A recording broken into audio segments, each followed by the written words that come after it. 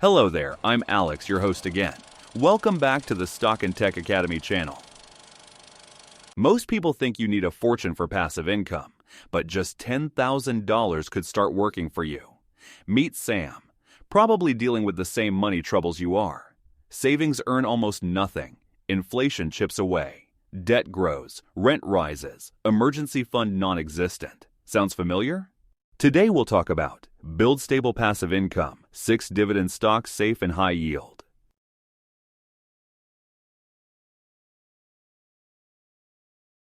Sam saved $10,000. It wasn't easy. Maybe it meant cutting back, working extra hours, or getting a small windfall. Now comes the crucial decision, a crossroads many of us face. Option 1. Keep it safe in a savings account. Psychologically, this feels secure, right? The money is there, you can see the balance. But safe often means stagnant. With interest rates often failing to keep pace with inflation, that $10,000 might actually be losing purchasing power over time. Option 2. Put that money to work. Make it generate its own income through dividend investing. This path feels riskier to many, and that's where mistakes happen. Some people let fear paralyze them, sticking with near-zero returns. Others, eager for quick gains, jump into high-risk investments they don't understand, maybe chasing meme stocks or crypto pumps, often losing a chunk of their hard-earned capital. There's a smarter middle ground. Today, we're bypassing the overwhelming universe of thousands of stocks and focusing on just 6 specific examples. We'll analyze each one, looking at their potential income generation from that initial $10,000, but just as importantly, we'll discuss the associated risks. We'll move progressively up the potential yield ladder, starting with more established companies and venturing into territories offering double-digit returns. And yes, we'll explore that tantalizing possibility. Could one of these stocks with a yield potentially over 16% realistically fund a dream vacation, like that European trip Sam's been thinking about? We'll break down the numbers and the crucial caveats. Finally, we'll tie it all together with a practical strategy, the Dividend Ladder, showing how Sam can potentially balance these different stocks to achieve a solid income stream without betting the farm on the riskiest options. Stick around because understanding these distinct approaches is key to making informed decisions about your own $10,000.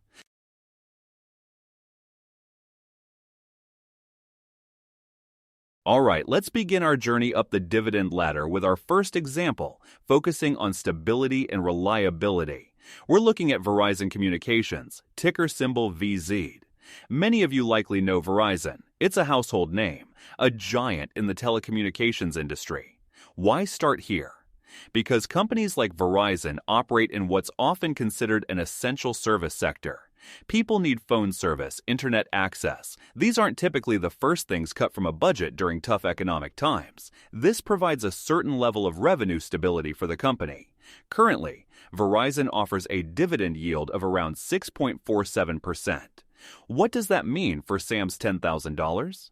If he invested the full amount in Verizon shares, based on this yield, he could expect to receive approximately $647 in dividend payments over the course of a year. That's nearly $54 per month, passively generated from his initial investment. It might not sound like life-changing money, but it's a significant step up from a standard savings account and provides a solid foundation. Think of it as building the base of your income portfolio. While growth might be slower compared to riskier stocks, the appeal lies in the perceived reliability of the dividend. Large established companies in essential sectors often prioritize returning cash to shareholders and have long track records of doing so. This relative stability can be comforting for new investors or those prioritizing capital preservation alongside income generation. It's a starting point, a way to get your feet wet with dividend investing without immediately jumping into the deep end of high-risk ventures. We'll build from this foundation as we explore stocks with higher potential yields, but understanding the role of stable payers like Verizon is crucial.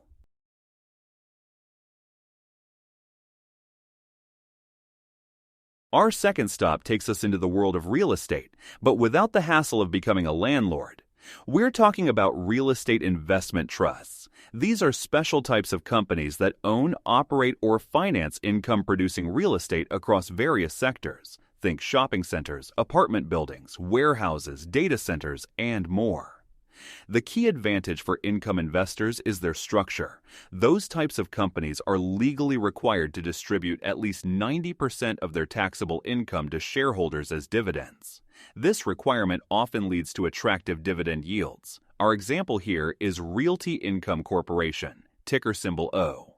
This company is so focused on its payout schedule that it trademarked the nickname the Monthly Dividend Company. As the name suggests, it pays dividends to its shareholders every single month, unlike most companies that pay quarterly. Realty Income primarily owns freestanding single-tenant commercial properties under long-term net lease agreements, meaning tenants are responsible for most property expenses. Currently, Realty Income offers a dividend yield of about 5.66%. For Sam's $10,000, this translates to roughly $566 per year in passive income. While that annual figure is slightly less than our Verizon example, the big draw here is the monthly payout, around $47 hitting Sam's account each month. This consistency can be incredibly beneficial for budgeting and managing cash flow, making the income feel more tangible and regular, much like a paycheck. Investing in Realty Income gives Sam exposure to a diversified portfolio of real estate assets managed by professionals with the added benefit of frequent income distributions. It's a different flavor of dividend investing compared to a telecom giant focusing on property income streams.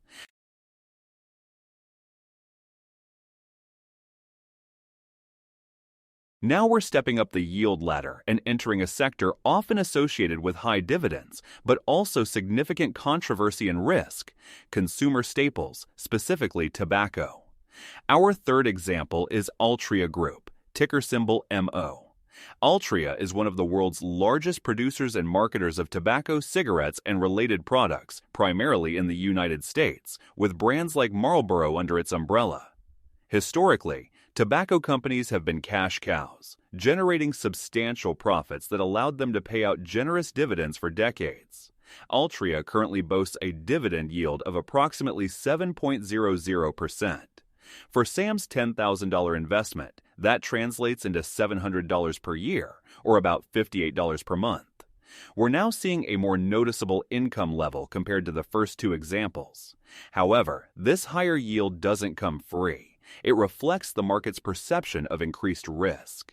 The tobacco industry faces immense challenges: ongoing regulatory pressure, think advertising restrictions, plain packaging, potential flavor bans, declining smoking rates in developed countries due to health concerns, and the constant threat of litigation.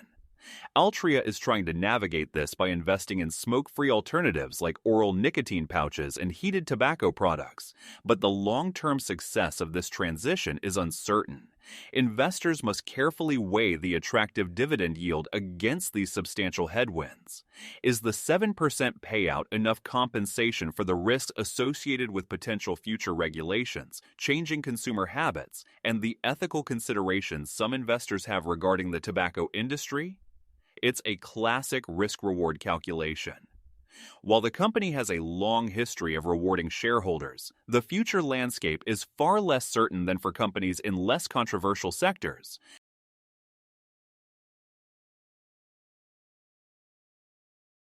Continuing our climb, we move into the energy sector, another area often known for significant dividend payouts. Specifically, we're looking at a midstream company.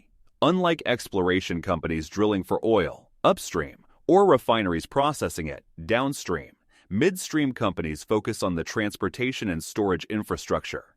Think pipelines, terminals, and gathering systems. Our fourth example is Energy Transfer LP, ticker symbol ET. Energy Transfer operates one of the largest and most diversified portfolios of energy assets in North America. Their business model is often described as being more like a toll road for energy products. They primarily make money based on the volume of oil, natural gas, and related liquids moving through their system, rather than the direct price of the commodity itself. This can offer some insulation from volatile energy prices, but not complete immunity. Currently, Energy Transfer offers an attractive dividend yield of around 7.51%. Investing Sam's $10,000 here could generate approximately $751 annually, or about $62.50 per month, slightly higher than our Altria example. The appeal is the potential for high income backed by critical infrastructure assets. However, risks remain. While not directly tied to daily oil prices, demand for energy transport is linked to broader economic activity and energy consumption trends. The company also faces regulatory hurdles for new projects, environmental concerns associated with pipelines, and like many infrastructure companies, often carries significant debt. Furthermore, as a limited partnership LP, Energy Transfer used to issue K-1 tax forms, which can complicate tax filing for some investors, although its structure may evolve. Reinvesting these substantial dividends can be powerful for compounding growth, but investors need to be comfortable with the inherent cyclicality and risks of the energy sector, even in the relatively more stable midstream segment.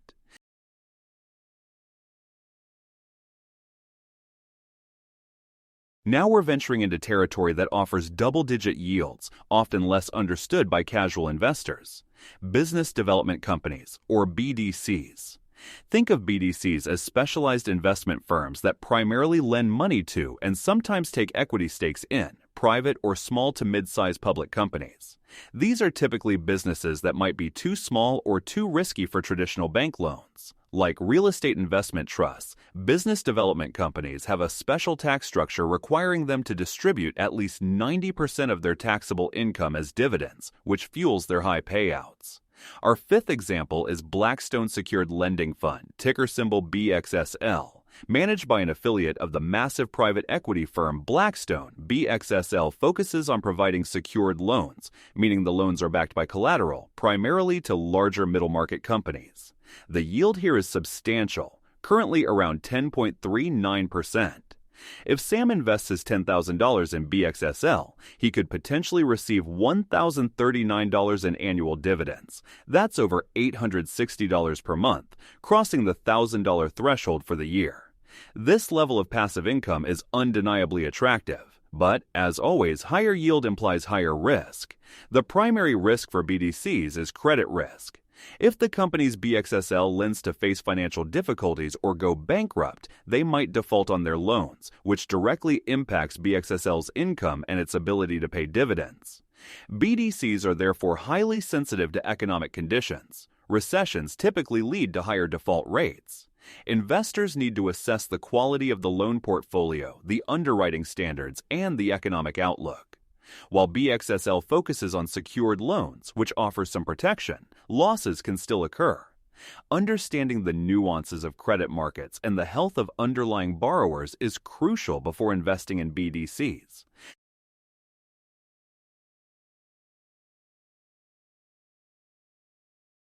We've reached the top rung of our yield ladder, the category that often grabs headlines and promises truly eye-popping income: ultra-high-yield mortgage real estate investment trusts.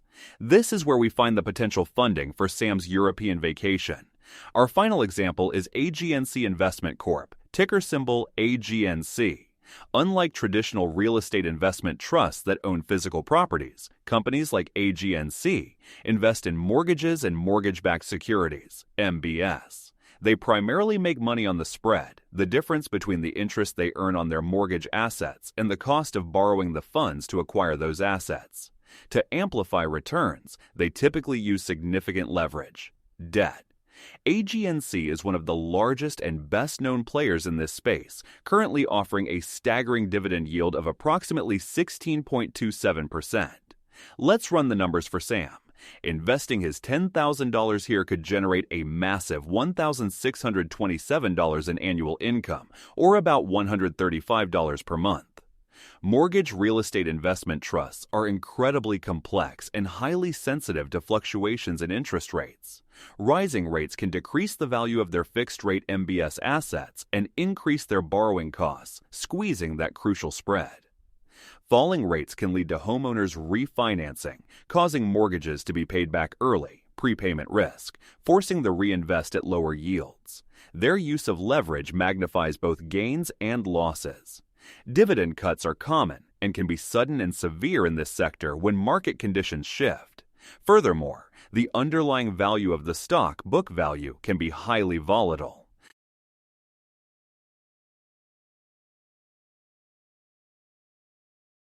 So, we've taken Sam from facing common financial struggles with his $10,000 savings to understanding 6 distinct dividend stock opportunities, ranging from stable payers to ultra-high yielders, and finally, constructing a balanced dividend ladder strategy targeting an 8% yield, generating around $800 in annual passive income.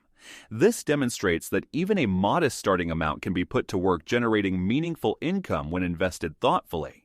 But this is just the beginning. Imagine applying these principles consistently over time, reinvesting those dividends, and adding more capital as Sam saves. That $800 per year could grow substantially. The real power lies in scaling this approach. Can dividend investing eventually generate enough passive income to cover all your living expenses, potentially replacing your full-time job income entirely? It's a long-term goal for many, and it requires discipline, continued learning, and a strategic approach to portfolio growth. If you're curious about how to take this initial $10,000 foundation and scale it up towards achieving financial independence through passive income streams, we delve into those strategies in our next video. Want to see how Sam could potentially turn this $800 annual income into thousands, eventually covering his bills entirely? I really hope this helped clear things up about getting started with investing. If it did, hitting that like button really helps others find this video too. Share it if you know someone asking these same questions, and subscribe so you don't miss our next video breaking down more investing basics. See you next time.